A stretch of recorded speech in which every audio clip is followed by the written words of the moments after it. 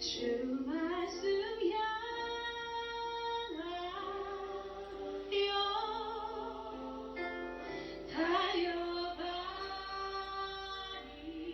달려가리라. 힘도 아니 능도 아니 오직 성령으로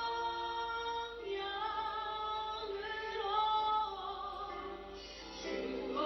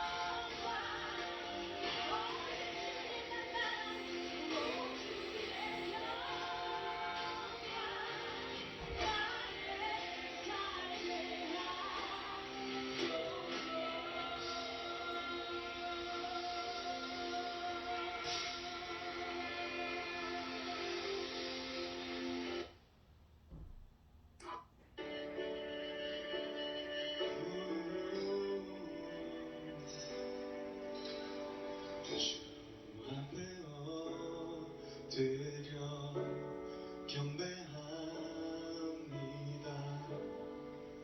오직 주께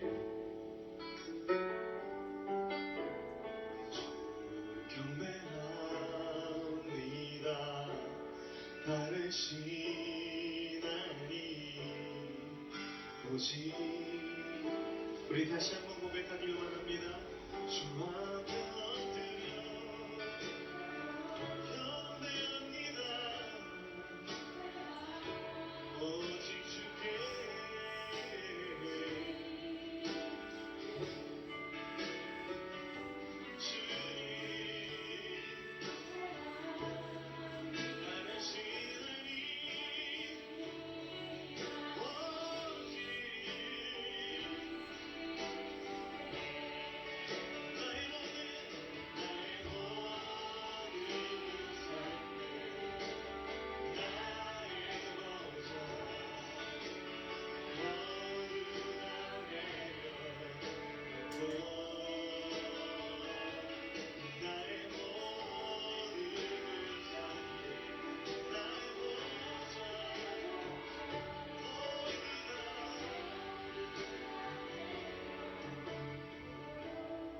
주 앞에 엎드려 주 앞에 엎드려 경배합니다.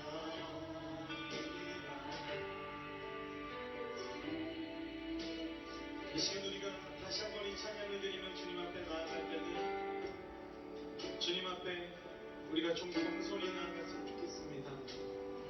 하나님이 우리의 삶의 주인 되시고 우리 왕이 되신 사실을 우리가 인정했으면 좋겠습니다. 하나님, 날 향한 주님의 그 계획하심 앞에 오늘 나를 부르시고 인도하시는 주님 앞에 겸손히 내가 나아가겠습니다. 내 생각과 내 방법들 주님 앞에 내려놓기를 원합니다. 하나님, 나의 주인 되셔서 내 안에 통치하시고 내 안에 주님의 뜻을 이루어달라고 그런 고백과 그 겸손한 마음으로 그 거룩하신 하나님 앞에 우리가 다시 한번 이 찬양 드리며 나아가길 원합니다. 주 앞에 엎드려 경배합니다. 오직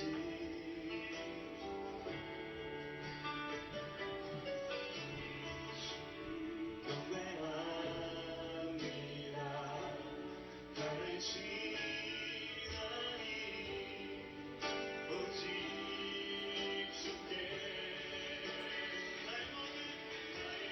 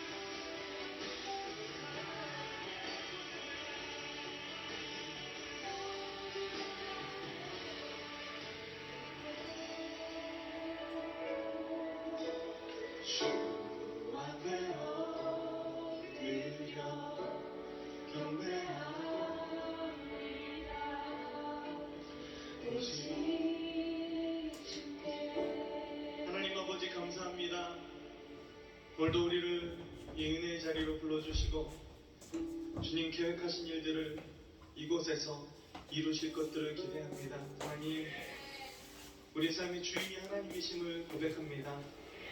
나의 삶 가운데 함께 하시며 하나님, 나의 삶 가운데 오늘도 역사하시는 주님, 물론 나의 삶 가운데 주님의 뜻을 이루어 주시옵소서. 언제나 우리와 함께 하시는 주님의 음성을 듣길 원합니다. 주님 앞에 나의 삶의 주인 되시는 것들을 다시 한번 내려놓길 원합니다.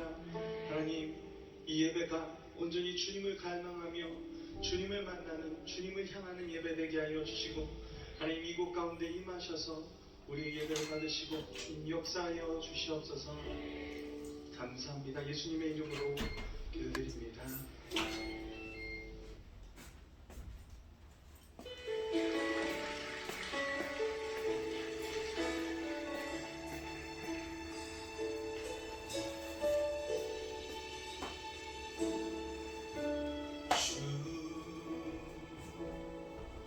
여호와는 광대하시도다.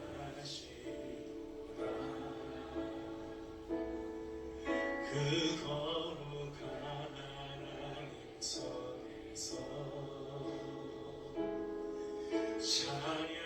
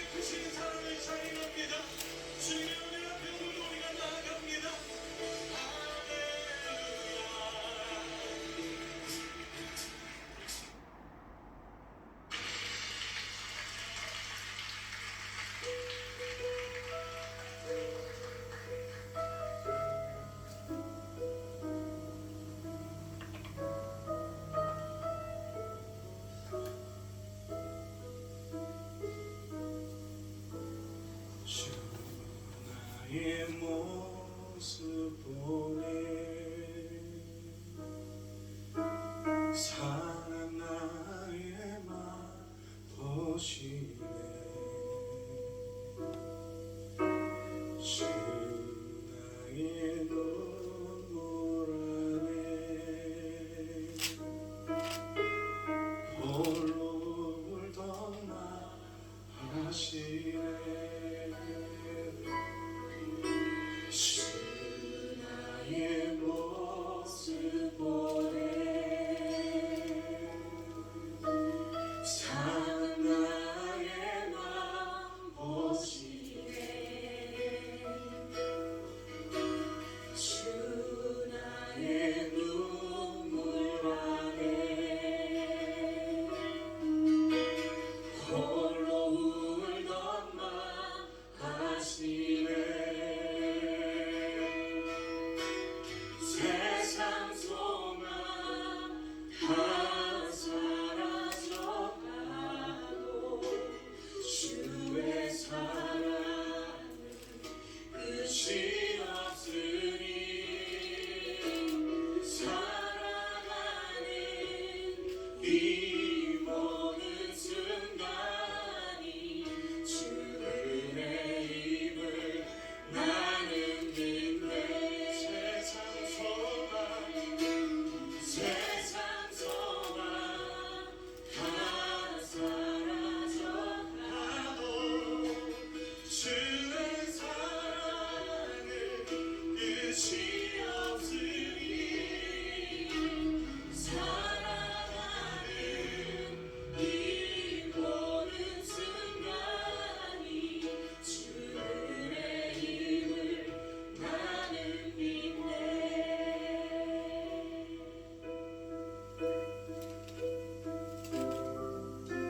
주 사랑 내게 있네 그 사랑이 날 채우네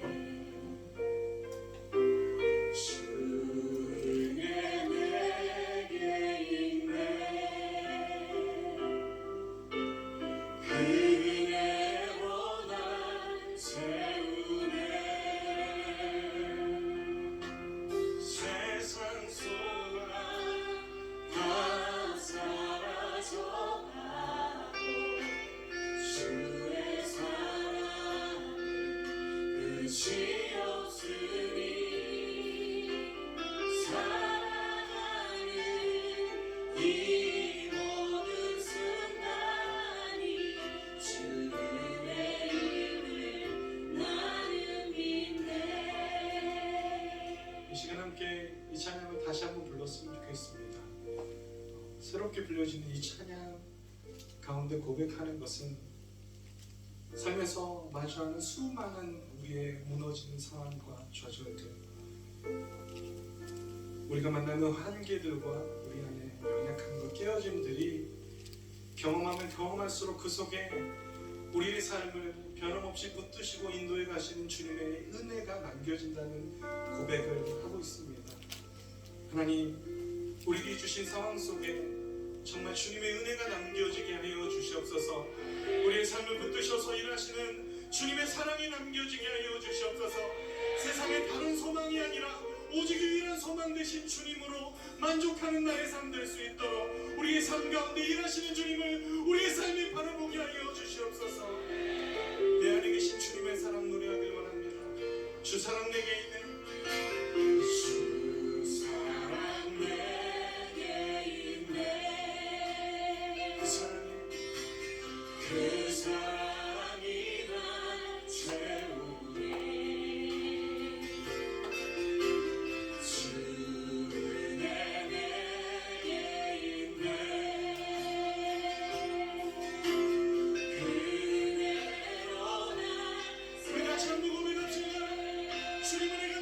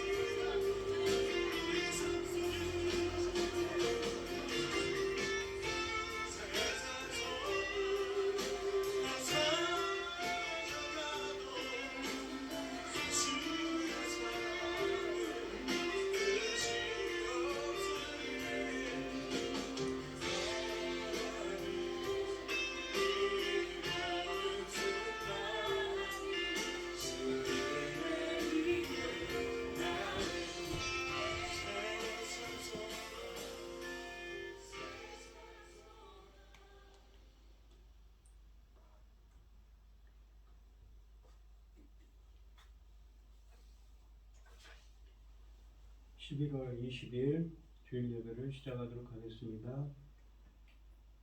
찬송가 36장입니다.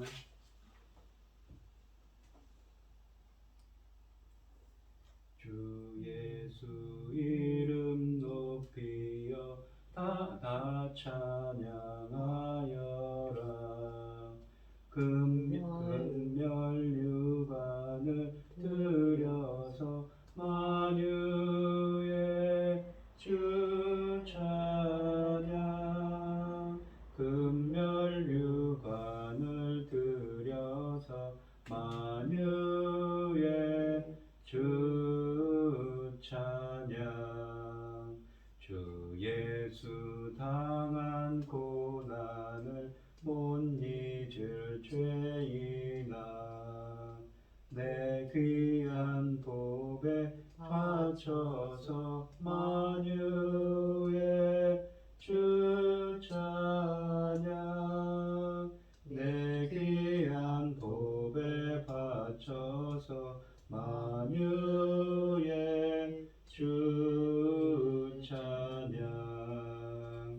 이 지구 위에 거하는 온 세상 사람들, 그 크신 위엄 높여서 만유의 주 찬양.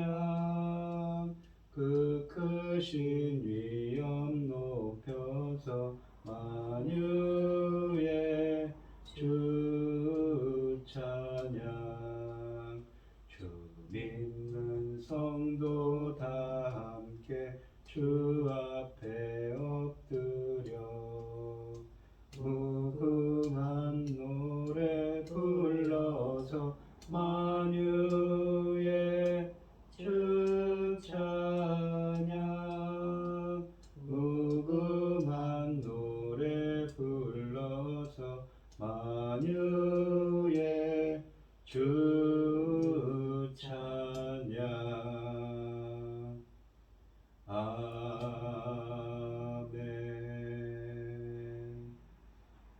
사도신경하심으로 신앙 고백하시겠습니다. 전능하사 천지를 만드신 하나님 아버지를 내가 믿사오며 그 외아들 우리 주 예수 그리스도를 믿사오니 이는 성령으로 잉태하사 동정녀 마리아에게 나시고 본디오 빌라도에게 고난을 받으사 십자가에 못 박혀 죽으시고 장사한 지 사흘 만에 죽은 자 가운데서 다시 살아나시며 하늘에 오르사 전능하신 하나님 옆에 앉아 계시다가 저리로서 산 자와 죽은 자를 심판하러 오시리라. 성령을 믿사오며 거룩한 공예와 성도가 서로 교통하는 것과 죄를 사하여 주시는 것과 몸이 다시 사는 것과 영원히 사는 것을 믿사옵나이다. 아멘. 교동문 43번입니다. 제가 먼저 읽겠습니다. 여호와께서 다스리시니 만민이 떨 것이요, 여호와께서 그룹 사이에 좌정하시니 땅이 흔들릴 것이로다. 시온에 계시는 여호와는 위대하시고 모든 민족보다 높으시도다. 주의 크고 두려운 이름을 찬송할지니 그는 거룩하심이로다. 능력 있는 왕은 정의를 사랑하느니라. 주께서 공의를 견고하게 세우시고 주께서 야곱에게 정의와 공의를 행하시나이다. 너희는 여호와 우리 하나님을 높여 그의 발등상 앞에서 경배할지어다. 그는 거룩하시도다. 그의 제사장들 중에는 모세와 아론이 있고 그의 이름을 부르는 자들 중에는 사무엘이 있도다. 그들이 여호와께 간구함에 응답하셨도다. 여호와께서 구름 기둥 가운데서 그들에게 말씀하시니 그들은 그가 그들에게 주신 증거와 율례를 지켰도다. 여호와 우리 하나님이여 주께서는 그들에게 응답하셨고 그들을 행한 대로 갚기는 하셨으나 그들을 용서하신 하나님이십니다. 너희는 여호와 우리 하나님을 높이고 그 성산에서 예배할지어다. 여호와 우리 하나님은 거룩하심이로다. 아멘. 찬송가 452장을 하시고 고현희 집사님 기도해 주시겠습니다. 내 모든 소원 기도의 제목 예수님 닮기 원함이라. 예수님 영상 나 입기 위해 세상에 보았기 전에 예수님 닮기 내가 원하네. 날 구원하신 예수님을 내 마음속에 지금 고도사 주님의 형상 인치소서. 무한한 사랑 풍성한 긍휼 슬픈 자 위로 하시는 주. 길 잃은 죄인 부르는 예수 그 영상 담게 하옵소서. 예수를 닮기 내가 원하네. 날 구원하신 예수님을 내 마음속에 지금 고도사 주님의 형상 인치소서. 겸손한 예수 거룩한 주님 원수의 멸시 참으시사 우리를 위해 고난을 받은 주주를 닮게 하옵소서. 예수를 닮기 내가 원하네. 날 구원하신 예수님을 내 마음속에 지금 고도사 주님의 형상 인치소서. 아멘. 여호와는 긍휼이 많으시고 은혜로우시며 노하기를 더디하시고 인자하심이 풍부하시도다. 아멘. 아버지가 자식을 긍휼히 여김같이 여호와께서는 자기를 경외하는 자를 긍휼히 여기시나니 이는 그가 우리의 체질을 아시며 우리가 단지 먼지뿐임을 기억하시므로다. 여호와의 인자하심은 자기를 경외하는 자에게 영원부터 영원까지 이르며 그의 의는 자손에게 이르니니 곧 그 언약을 지키고 그 법도를 기억하여 행하는 자에게로다. 여호와께서 보좌를 하늘에 세우시고 그 왕권으로 만유를 다스리시는도다. 천지를 지으신 전능하신 하나님 아버지, 부답고 어리석은 자들을 자녀 삼으시고 아버지의 사랑 가운데 살게 하시니 감사드립니다. 어지럽고 복잡하고 소란스러운 이 세상에도 이 시간 하나님께 예배드릴 수 있도록 인도하셨으니 감사합니다. 하나님 아버지, 지금은 어느 시대입니까? 아버지께서 그토록 원하고 바라고 기다리시는 열매가 맺는 시기입니다. 이 중대한 시대에 아버지 저희 나라를 제사장 나라까지 세워주셨는데 아버지 지금 오늘날 저희 나라 이 모양 이 꼴이 되어서 너무나 하나님 앞에 죄송합니다. 저희들이 아버지 하나님께서 말씀하시는 그 말씀을 엄중한 말씀으로 받지 않고 너무나 허투루 듣지 않았나 죄송스럽게 그지없습니다. 사랑하는 내 아버지 거룩하신 하나님, 나라의 세계는 온 지구촌에 전쟁이 있는가 하면은 아버지 하나님 온갖 일로 아버지 어지럽습니다. 그럴지라도 이 중요한 중대한 시대에 아버지 하나님 당신의 사랑하는 종을 열매 맺을 말씀을 준비하여 강단에 세우셨으니 참으로 감사합니다. 이 귀한 열매 맺는 말씀을 한 말씀도 땅에 떨어지지 않고 잘 붙잡고 아버지 하나님께서 기뻐하시고 원하시는 길로 아버지 향하여 갈 수 있도록 도와주시옵소서. 저희들은 어리석어서 아버지 뜻을 잘 이행하지 못하고 있습니다. 아버지께서 강권적으로 붙잡아 주셔서 그 은혜와 사랑을 아버지 우리 마음과 생각에 기록하여서 하나님이 원하시고 기뻐하시는 형상대로 지으셔서 아버지 귀하심 받으실 열매들로 나오기를 소원합니다. 이 모든 말씀 억만 죄악 가운데서 우리를 구원하여 주신 예수 그리스도 이름으로 기도드리옵나이다. 아멘. 오늘 함께 하실 하나님의 말씀은 에베소서 1장 7절로 14절 말씀입니다. 교독을 하도록 하겠습니다. 제가 먼저 읽겠습니다. 우리는 그리스도 안에서 그의 은혜의 풍성함을 따라 그의 피로 말미암아 속량 곧 제사함을 받았느니라. 이는 그가 모든 지혜와 총명을 우리에게 넘치게 하사 그 뜻의 비밀을 우리에게 알리신 것이요 그의 기뻐하심을 따라 그리스도 안에서 때가 찬 경륜을 위하여 예정하신 것이니 하늘에 있는 것이나 땅에 있는 것이나 다 그리스도 안에서 통일되게 하려 하심이라. 모든 일을 그의 뜻의 결정대로 일하시는 이의 계획을 따라 우리가 예정을 입어 그 안에서 기업이 되었으니 이는 우리가 그리스도 안에서 전부터 바라던 영광 찬송이 되게 하려 하심이라. 그 안에서 너희도 진리의 말씀 곧 너희의 구원의 복음을 듣고 그 안에서 또한 믿어 약속의 성령으로 인치심을 받았으니 이는 우리 기업의 보증이 되사 그 얻으신 것을 성령하시고 그의 영광을 찬송하게 하려 하심이라. 아멘. 찬송가 314장입니다. 내 구주 예수를 더욱 사랑 엎드려 비는 말 들으소서. 내 진정 소원이 내 구주 예수를 더욱 사랑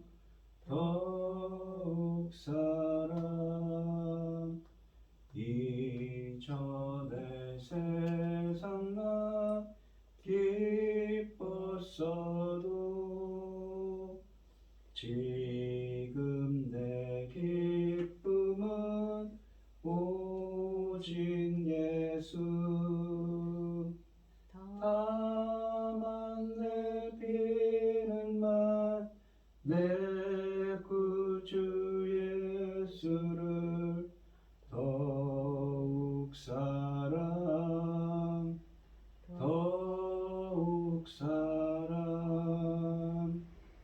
이 세상 떠날 때 찬양하고 숨질 때 하는 말 이것일세. 다만 내 비는 말 내 구주 예수를 더욱 사랑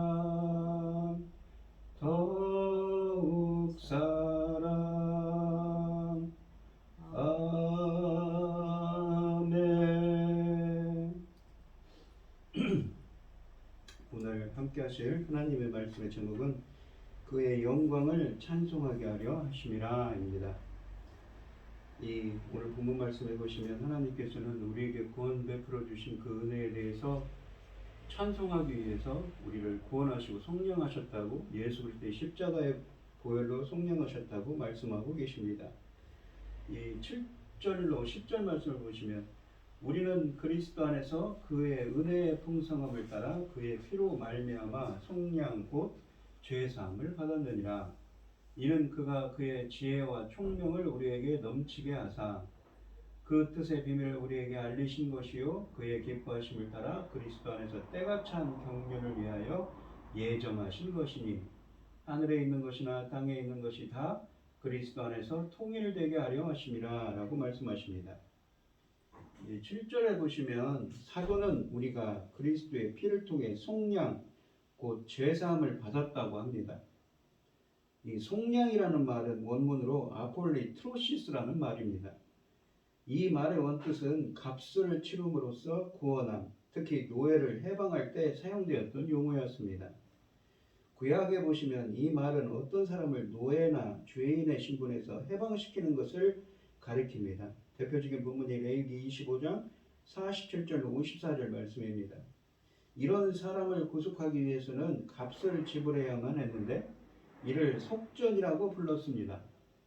이것은 그 사람의 자유를 산다는 것을 뜻하는데 이것은 예수님께서 죄의 종이었던 우리를 십자가에서 보혈을 흘리심으로 해방하였음을 의미합니다.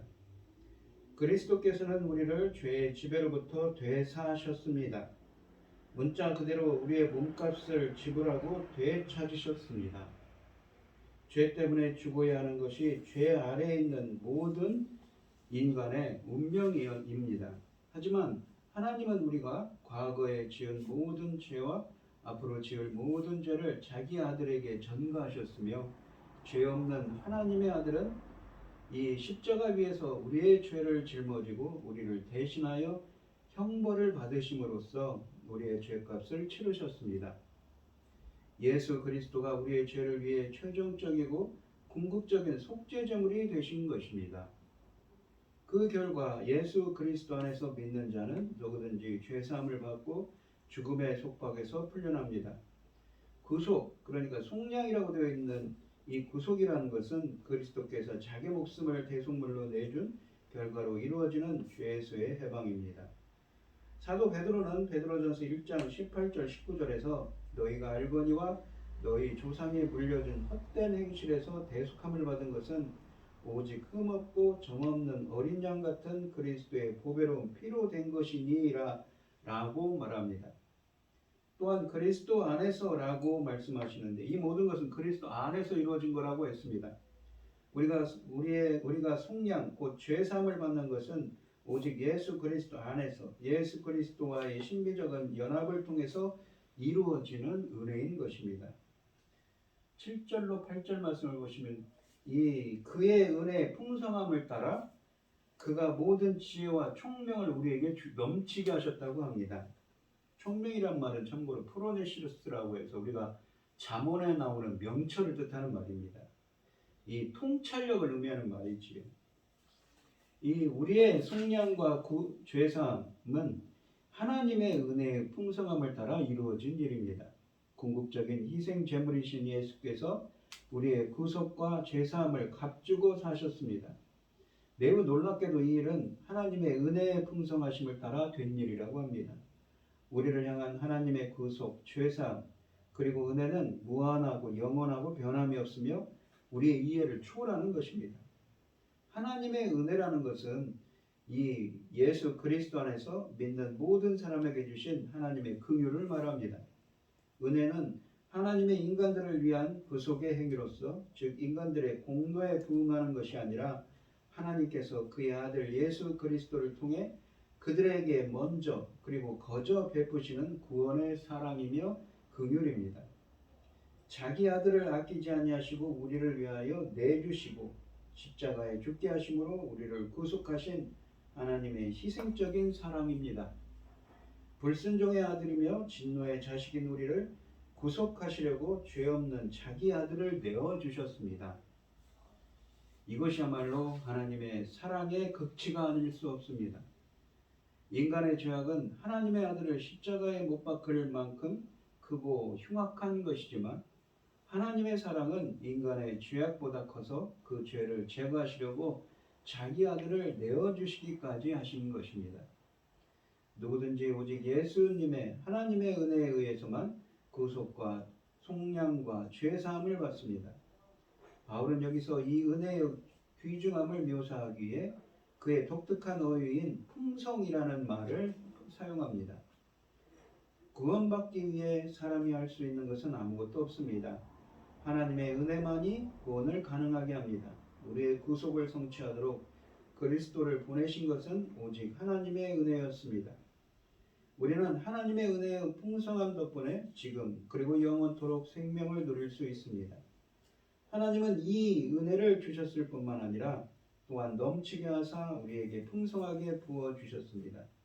하나님은 사람들에게 은혜를 베푸시기 원하며 은혜를 주실 때는 풍성하고 엄청나게 주십니다. 바울의 언어에는 기쁨이 묻어납니다. 이 풍성함이 아낌없고 무한한데 그것이 그 백성인 우리를 위한 것이기 때문입니다. 바울은 죄사함을 받은 감격을 숨기지 않습니다. 그는 구속과 죄사함이 하나님께서 우리에게 넘치게 주신 은혜의 풍성함을 따라 이루어졌다고 말합니다. 바울이 사용한 넘치게 하다라는 동사의 풍성함이라는 이 명사는 하나님의 은혜의 부요함을 강조합니다. 여기서 그는 하나님께서 우리에게 은혜의 풍성함을 넘치게 해주셨다고 고백합니다. 이 고백에는 우리를 죄의 속박에서 구속하고 죄를 용서하신 하나님의 무한한 은혜에 압도당한 바울의 심정이 고스란히 담겨 있는 것이지요. 8절과 9절을 보시면 이 하나님은 모든 지혜와 총명으로 우리에게 넘치게 하셨다고, 풍성하게 하셔서 당신의 뜻의 비밀을 우리에게 알려주셨다라고 말합니다. 모든 지혜와 총명, 그러니까 지혜와 명철을 우리에게 넘치게 하셨다고 하는데, 지혜와 총명은 성도들이 하나님의 뜻을 알도록 하기 위해 그들에게 주신 것입니다. 그러니까 하나님의 지혜와 명철을 주셔야만 하나님의 깊은 뜻을 알 수 있는 것이지요. 사람이 하나님의 뜻을 알기 위해서는 하나님으로부터 오는 지혜와 명철이 필요하다는 것은 분명한 사실입니다. 그렇다면 하나님께서 우리에게 알려주신 그 뜻의 비밀이란 무엇인가요? 10절에서 사도는 무엇이라고 하냐면, 하늘에 있는 것이나 것들과 땅에 있는 것들을 그리스도 안에서 통일하는 것이 곧 하나님의 뜻의 비밀, 하나님의 계획하신 비밀이라고 말합니다. 통일되게 하려 하심이라 라는 말은 아나켓 할라이오라는 헬라어인데, 이 로마서 13장 9절에서는 이 말이 요약하다라는 뜻으로 사용되었습니다. 요약하다라는 뜻뿐만 아니라 이 말은 사물들을 한데 모으다라는 의미도 갖고 있습니다. 에베소서 본문에서도 만물을 그리스도 안에 함께 모으다는 뜻으로 이해하는 것이 좋습니다. 이것은 하늘과 땅에 있는 모든 것들을 단순히 한데 모으는 것뿐만 아니라 만물의 중심인 그리스도 안에 모아서 그의 주권 아래 굴복하게 하고 하나님과 바른 관계를 맺게 하는 것을 의미합니다. 아나켓 헬라이오를 통일하다고 번역하는 것은 그래서 자칫 오해를 불러일으킬 소지가 있습니다.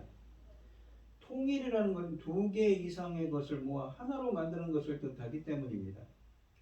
하늘에 있는 것들과 땅에 있는 것들을 통일하는 것은 하늘에 있는 것들과 땅에 있는 것들을 합쳐서 하나로 만드는 것이 아니라 죄와 타락으로 만물이 하나님께 멀어지고 서로 분열되었기 때문에 하늘에 있는 것들과 땅에 있는 것들을 모두 그리스도의 주권 아래 굴복하게 하여 확고한 질서의 상태로 회복하고 하늘과 땅의 진정한 조화를 확립하는 것입니다.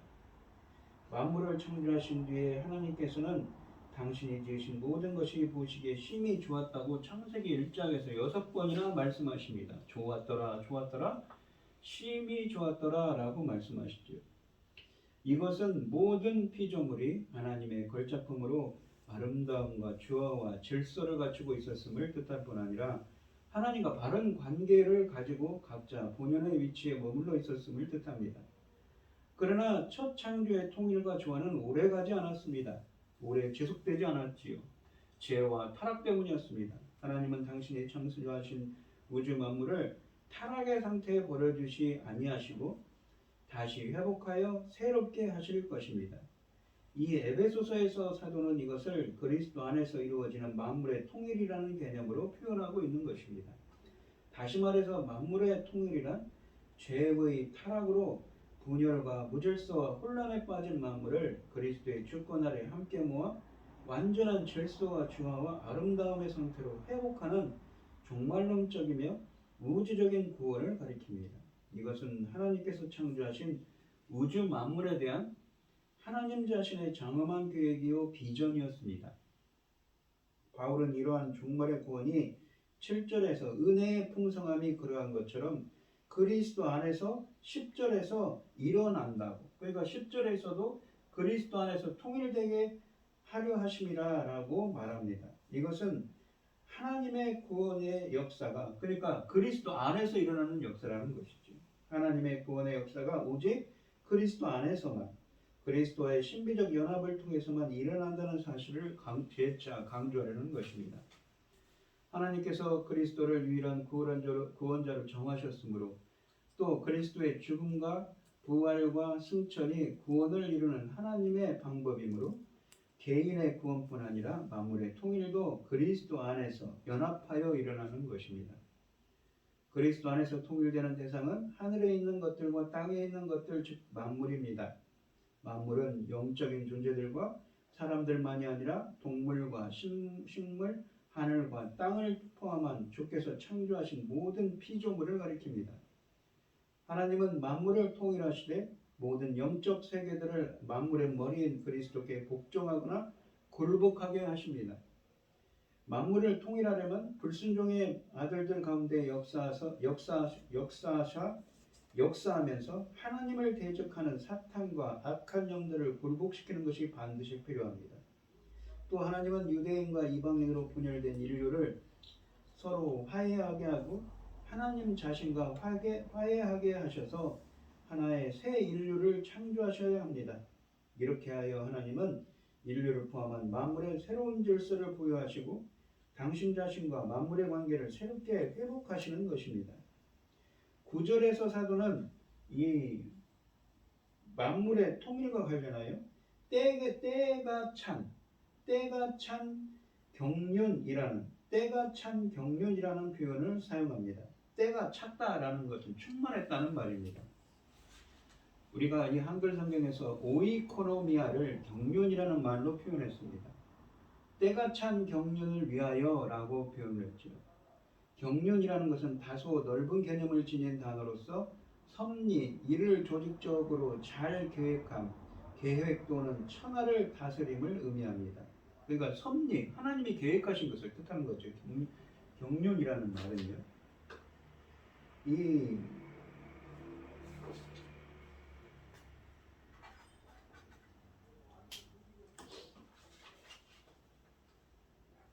이 일을 조직적으로 잘 계획함, 계획 또는 천하를 다스림을 의미합니다. 헬라어 명사인 이 오이코노미아는 본래 지배 재산을 관리하고 집안의 대소사를 관장하는 것을 가리키는 말이었습니다. 이 의미가 확대되어서 도시나 국가의 일들을 관리하는 것을 가리키는 데 사용되었습니다. 본문에서 이 단어는 하나님께서 성도들에게 알려주신 그 뜻의 비밀과 동의어로 사용되고 있는 것이지요. 그 뜻의 비밀이라는 것은 우주 만물에 대한 하나님 자신의 섭리, 계획, 곧 구원 계획을 의미합니다. 따라서 때가 충만한 경륜이라는 표현은 때가 찰 때, 즉 구원의 시기가 완전히 도래할 때 갈라디아서 4장 4절 말씀처럼 하나님께서 시행하시는 구원 계획을 의미하는 것으로 이해해야 합니다. 즉 때가 찬 경륜은 하나님의 위대한 구원 계획과 섭리가 역사 속에서 성취되고 있음을 나타내는 말입니다. 바울 사도는 구원의 시기가 절정에 이르렀으며 만물을 통일하는 일이 이미 시작되었음을 알려줍니다. 때가 참에 하나님은 자기 아들을 세상에 보내셨습니다. 갈라디아서 4장 4절이죠. 그리고 자기 아들의 십자가를 통해 유대인과 이방인을 하나 되게 하셨다고 에베소서 2장 14절로 18절에 또한 말씀하십니다. 또 자기 아들을 다시 살려 하늘에 오르게 하시고 그를 만물 위의 머리로 세우셨으며 모든 영적인 것들이 그의 발 아래 굴복하게 하신다고 에베소서 1장 20절로 23절에 말씀하십니다. 이런 사실은 만물을 통일하는 결정적인 단계가 이미 시작되었음을 보여줍니다. 그러나 만물의 통일은 아직 완성되지 않았습니다. 이 마귀와 악한 영들은 그리스도의 십자가로 이미 패배했지만 아직 공중의 권세를 잡고 불순종의 아들들 가운데 역사하고 있다고 에베소서 2장 2절에 또한 말씀하십니다. 그래서 그리스도인들은 하나님의 전신갑주를 입고 하늘에 있는 악한 영들과 영적 싸움을 계속해야 하는 것이지요. 그러나 이 영적 싸움은 그리스도께서 이미 이기신 싸움입니다. 승리는 결정적입니다. 그리스도 안에서 시작된 만물의 통일은 다시 오시는 그리스도께서 마침내 주님이 강림하셔서 완전히 실현하실 것입니다. 때가 차면 복주심을 넘어 만물을 통일하실 것입니다. 구원은 개인적인 차원에 머물지 않습니다. 모든 인류와 만물이 그리스도 안에서 하나가 되고 그리스도의 주권에 완전히 복종하는 하나님 나라를 세우는데 궁극적인 목적이 있습니다. 하나님의 이 거대한 구속 사역에서 나의 구원도 바로 비로소 의미를 찾게 됩니다. 우리의 묵상과 우리의 일상과 기도와 섬김은 이 영광스러운 하나님의 그 섭리의 계획의 일부가 여러분들도 우리의 모든 섬김과 그러한 일상들이 하나님의 계획하신 그 섭리, 때가 찬 경륜의 그 일부가 되시기를 축원드리겠습니다. 1장 11절 말씀을 보시면 모든 일을 그의 뜻의 결정대로 일하시는 이의 계획을 따라 우리가 예정을 입어 그 안에서 기업이 되었으니 라고 되어 있습니다. 하나님께서는 그분의 위대한 비밀을 그리스도의 죽음과 부활에서 계시하시기 시작하셨습니다. 그 비밀의 또 다른 부분은 대부분 유대인으로 구성된 초대교회가 이 구원 계획이 이방인들에게도 유효하다는 것을 이해했을 때 자명해졌습니다. 이 7절부터 10절에 이르기까지 바울은 유대인과 이방인 모두를 대상으로 똑같이 얘기했는데 2장 11절에서 바울은 유대인 신자와 이방인 신자 사이를 배경적인 면에서 구별했습니다. 그런데 이 11절부터 14절을 보시면 그런 이 별개의 두 그룹을 대명사들을 사용하여 구분합니다.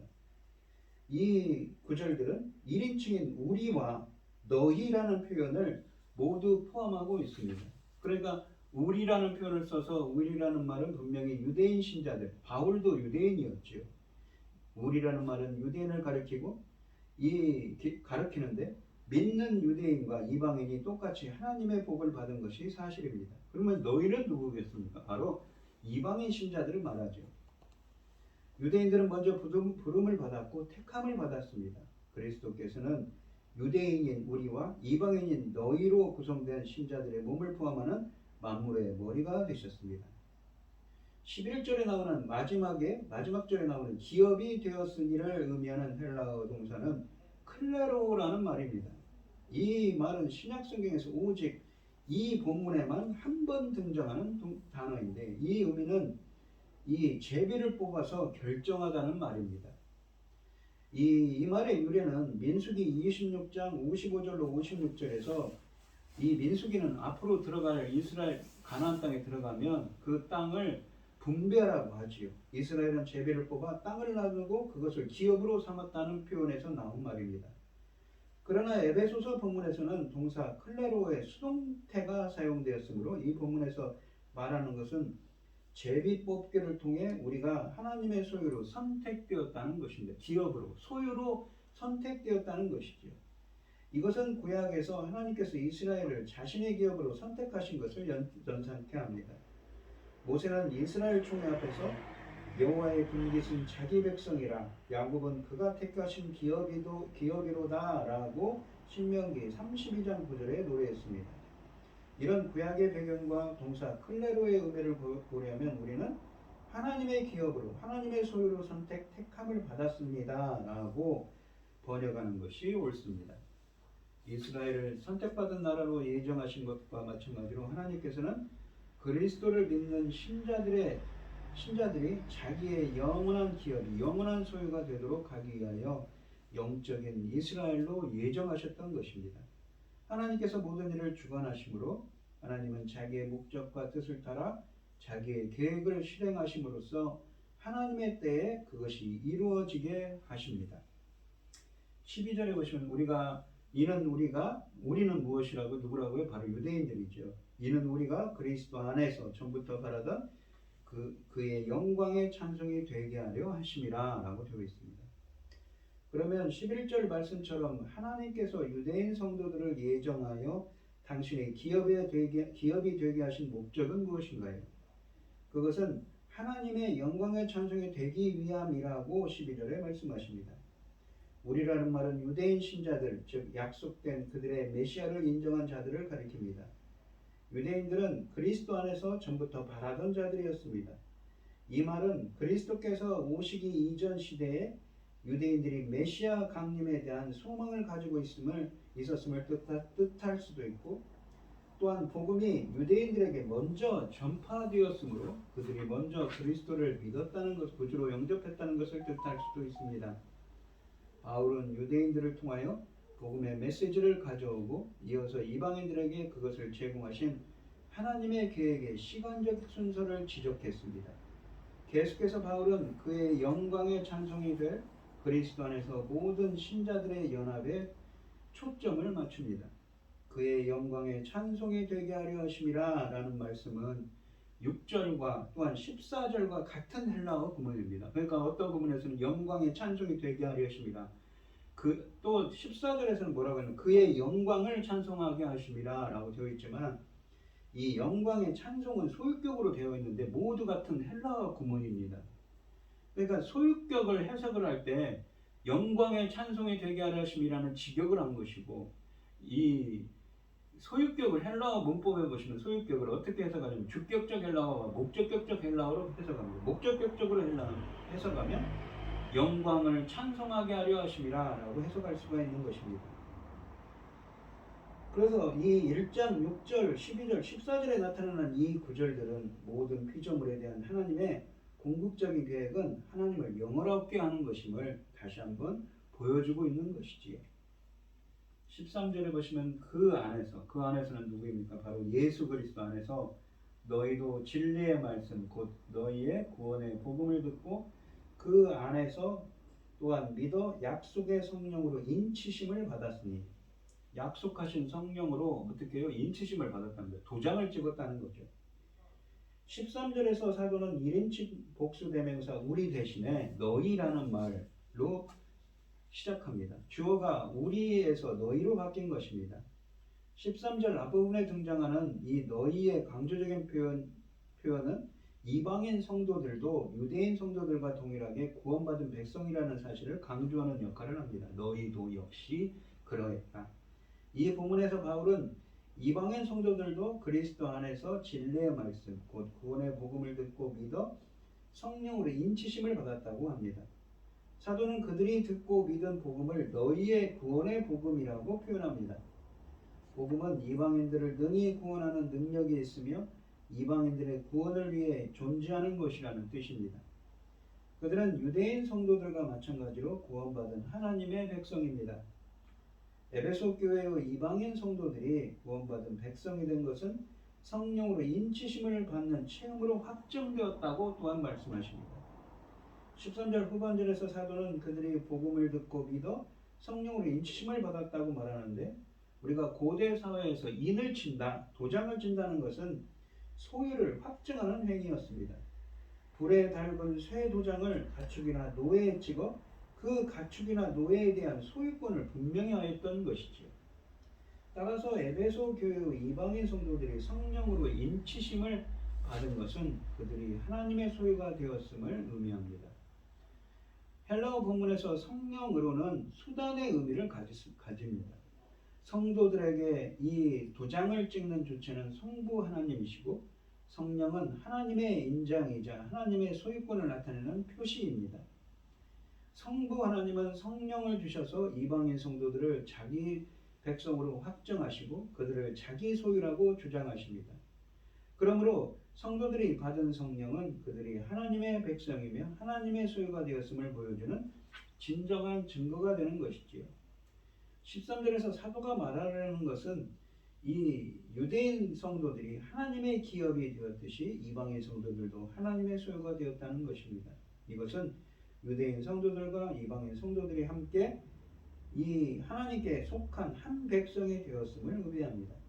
이방인 성도들은 과거에 하나님의 백성이 아니었습니다. 그러나 그들이 구원의 복음을 듣고 믿었을 때 하나님은 그들을 자기 백성으로 받아들이셨고 동시에 그들을 성령으로 인치심으로써 하나님의 소유로 삼으셨다고 합니다. 우리가 계시록에 보면 666이 나오지요. 마귀들이 표시를 한다고, 이마에 666 표시를 한다고 하지 않습니까? 근데 그것은 다분히 영적인 것이지요. 마치 하나님의 자녀를 하나님의 소유를 삼으실 때 이렇게 성령으로 인치시는 것처럼 말입니다. 요즘 어떻습니까? 과거에 무엇입니까? 바코드가 666이라고 하시는 분이 있었습니다. 20세기, 그러니까 1999년에 그런 일이 있었죠. 90년대 말에 마치 그런 것처럼 베리칩이 그거라고 말하는 사람이 있습니다. 그것은 맞지 않는 이야기죠. 요즘 베리칩이라는 얘기를 합니다. 그것은 성경적이지 않은 것입니다. 14절을 보시면 이는 우리 기업의 보증이 되사 그 얻으신 것을 속량하시고 그의 영광을 찬송하게 하려 하심이라 라고 되어 있습니다. 성령에 관한 하나님의 바울의 진술은 14절까지 이어집니다. 우리가 한글 성경 본문은 이 본문을 이는 우리의 기업의 보증이 되사 그 얻은 것을 속량하시고 그의 영광을 찬송하게 하려 하심이라고 번역했는데, 여기 맨 처음 나오는 이는, 이것은 이라는 것은 무엇을 의미하는 건가요?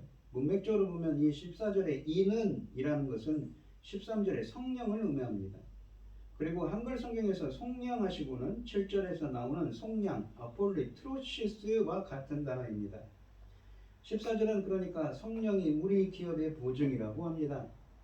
보증이라고 번역한 헬라어 단어는 아라본이라고 되어 있는데 이 단어는 바울 서신에만 3번 등장하는 항상 성령과 관련해서 나타나는 명사입니다. 보통 아라본, 이 보증이라는 말은 우리가 상업용으로서 물건값을 모두 지불할 때까지 맡기는 담보물을 말합니다. 이는 우리가 성령을 받은 것이 장차 미래에 받을 기업, 소유에 우리가 받을 영원한 기업의 보증이 된다는 것입니다. 또한 바울은 미래에 성도들이 완전히 소유하게 될 기업을 우리의 기업, 클레로마이라고 클레로노미아라고 부릅니다. 기업을 그러니까 클레로노메오라는 말이 상속하다는 말이거든요. 그러니까 상속물이라는 것입니다. 하나님의 자손들에게 준 이 예수 그리스도와 함께한 상속자가 된 천국의 상속자에게 준 자에게 준 천국의 소유물이라는 것이죠. 상속물이라는 것입니다. 그러니까 너희라는 말에서 다시 1인칭 복수대명사인 우리로 진행한 것에 또한 주목할 수가 있습니다. 우리의 기업이라는 표현은 이 유대인 성도들과 이방인 성도들이 동일하게 받아 누릴 기업을 가리킵니다. 문맥적으로 그렇죠. 유대인 우리라고 했다가 또 너희라고 했다가 또 우리라는 표현을 쓰는데 이것을 함께 표현하는 것입니다. 사도 베드로는 베드로전서 1장 3절과 4절에서 예수 그리스도를 죽은 자 가운데서 부활하게 하심으로 말미암아 우리를 거듭나게 하사 썩지 않고 더럽지 않고 쇠하지 아니하는 유업을 있게 하시나니 곧 너희를 위하여 하늘에 같이 간직하신 것이라 라고 합니다. 유업이 그 클레로노미아라는 것이죠. 그러니까 기업으로 번역된 이 클레로노미아는 상속으로 주어진 소유입니다. 천국의 상속자로 예정된 자들에게 주어진 천국의 소유입니다. 즉 기업이란 하나님께서 우리를 위하여 천국의 상속자로서 하늘에 간직하신 것으로 썩지 않고 더럽지 않고 쇠하지 않는 영원한 것이라는 것입니다. 이것은 오는 세상에서 이 성도들이 누릴 영화로운 영광스러운 생명과 함께 하나님이 주실 모든 복들을 망라하는 개념입니다. 즉 성령은 우리가 이 천국의 상속자가 되는 보증이 된다는 상속자라는 것에 보증이 되신다는 것입니다. 또 14절에서 바울은 하나님께서 성령이 우리 기업의 보증이 되셔서 얻으신 것을 속량하시고 라고 하십니다. 여기서 얻으신 것이라는 말은 헬라어로 이 페리포이에시스라는 말입니다.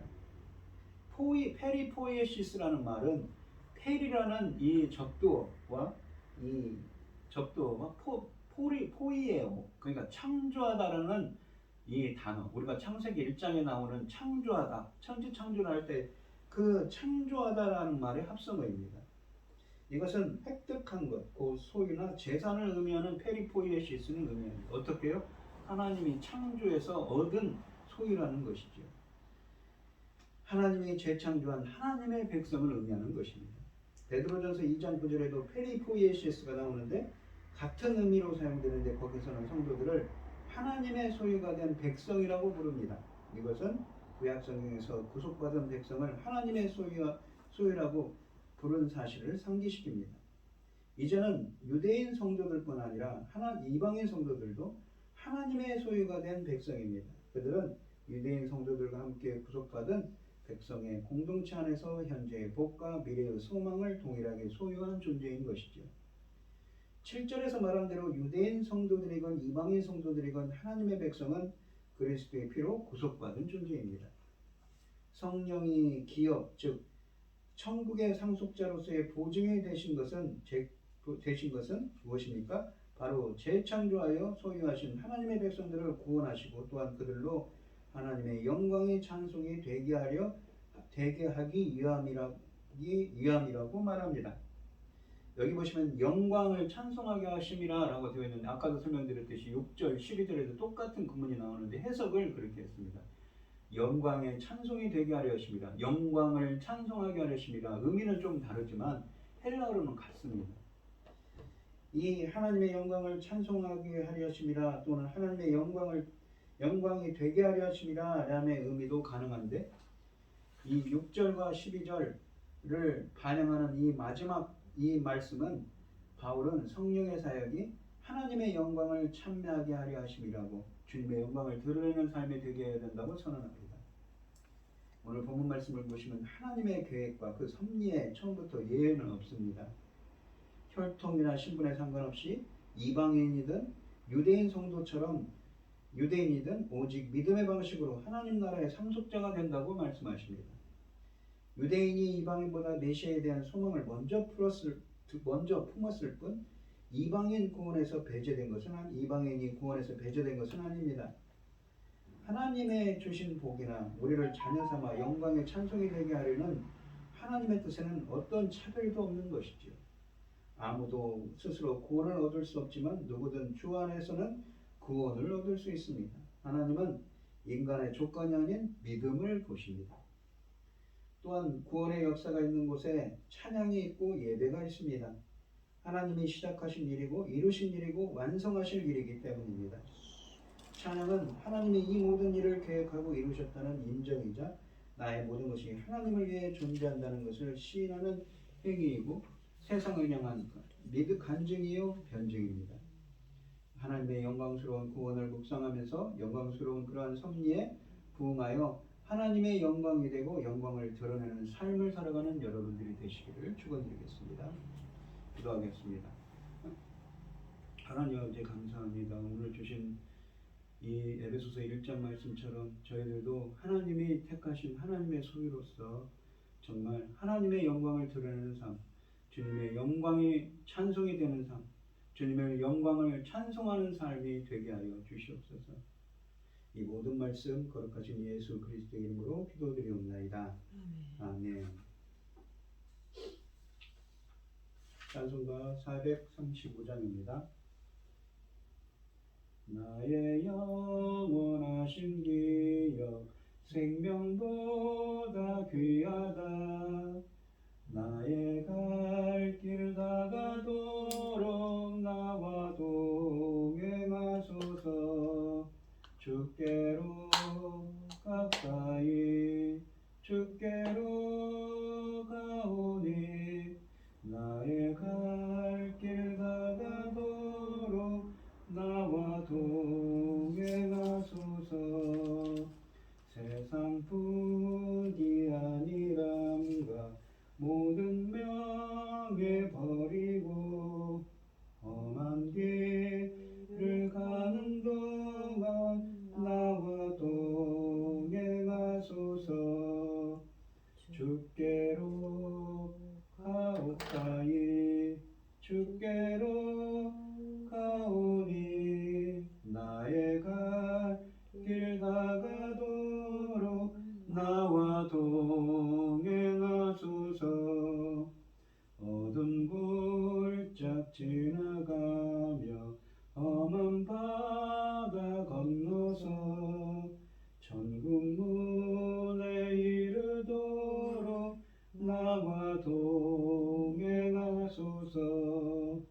주께로 가까이 주께로 가오니 나의 갈 길 다가도록 나와 동행하소서.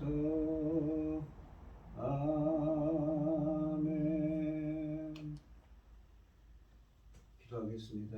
참 감사하신 하나님, 우리를 선택하고 예정하여 주시고 이렇게 하나님의 구원의 길을 인도하여 주셔서 주님께 감사 영광을 드립니다. 이 시간 하나님께서 주신 많은 은혜와 사랑에 감사드리며 주님께 귀한 예물을 드리는 손길들이 있습니다.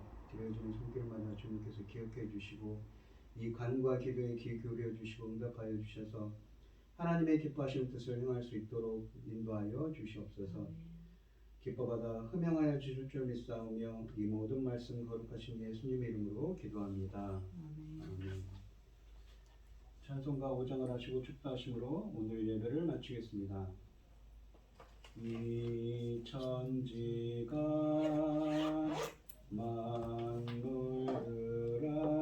만물들아 복 주시는 주 여호와 전능성부 성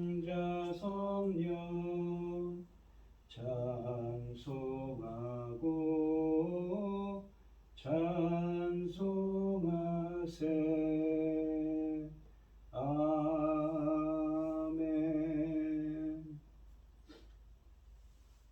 이제는 주 예수 그리스도의 은혜와 하나님의 극진하신 사랑과 성령의 교통하심이 그의 영광의 찬송이 되기를 소원하는 성도들 머리머리 위에 이제부터 영원히 함께 있을지어다. 아멘.